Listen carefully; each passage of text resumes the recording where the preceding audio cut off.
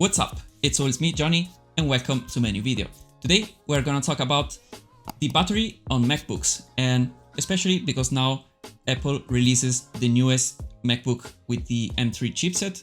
So we didn't talk about this newest MacBook yet, but if you want a video update on those MacBooks and the new chipset from Apple, so the M3, M3 Pro, and of course M3 Max, let me know it down below in the comments because I can do a video about that. But this video will mention only the battery side on MacBooks, because if you have a MacBook, the battery is one of the most important things that you have to think of your MacBook. In this video, we're gonna talk about preserve and optimize your battery on your MacBook. The video is called Unplug Your MacBook, and it is not entirely true because you can just have your Mac plugged 24/7, but with an exception. Before that, let's talk about on how the battery works on the MacBooks. So first of all, you have some settings on your MacBook that you can see already. You can just go into settings like this. I will show you. Just go into settings, just scroll down and go to battery right there.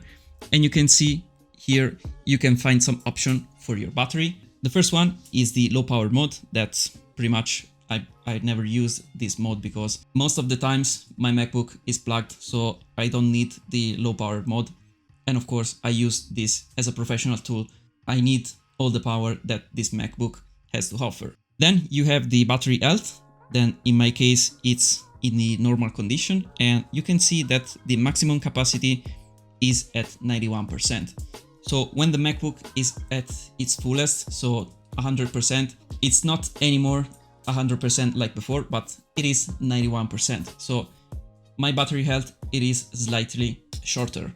This is just because I have this MacBook for almost, I think, a year and a half, because I just bought it when it came out. 91%, it is at a good percentage. Then right down below, you can find the optimized battery charging. I just suggest you to keep these settings on because it just helps you to reduce, as it says right there, the battery aging. So your Mac will just understand your daily routine, and so it just charge your MacBook to the 80% limit, and then when you need the extra 20%, it's just gonna charge to the 100%.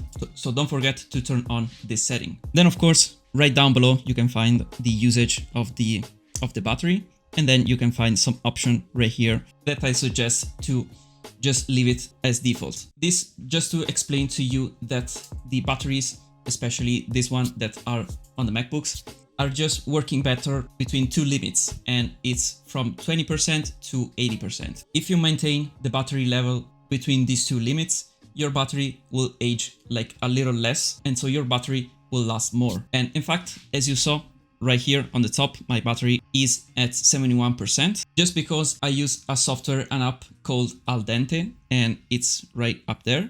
So this is Al Dente, and I'm gonna show you right now what it does.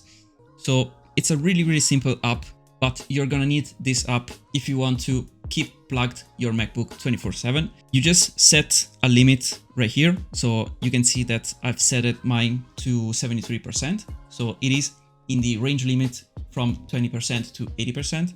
And so it is the best and optimized range for the battery.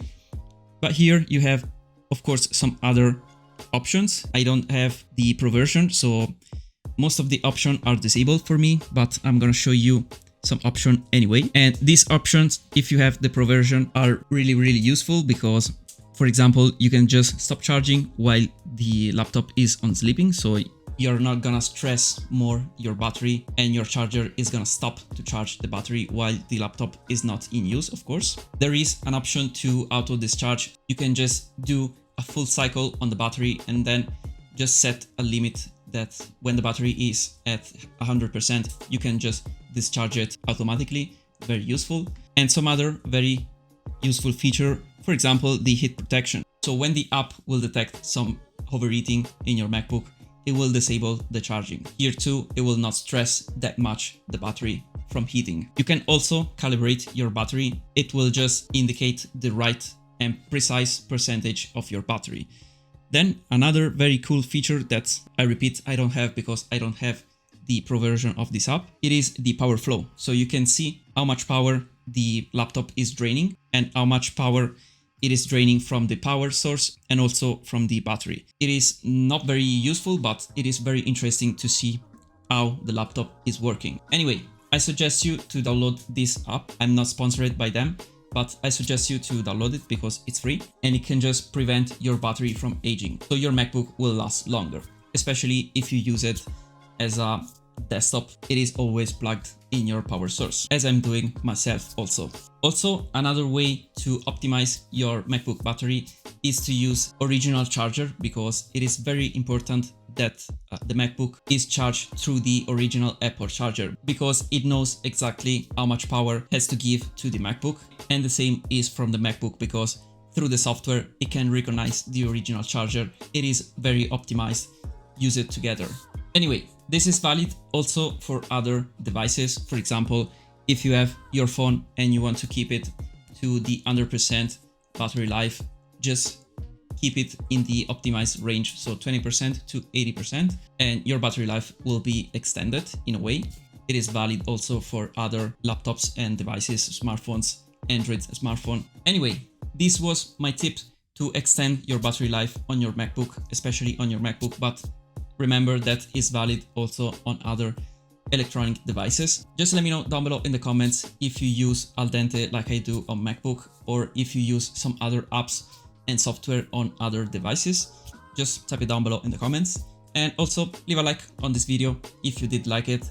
And remember to subscribe to my channel because it's free and it helps a lot. Anyway, as always, thank you for watching my video and I will see you in my next one. Bye for now.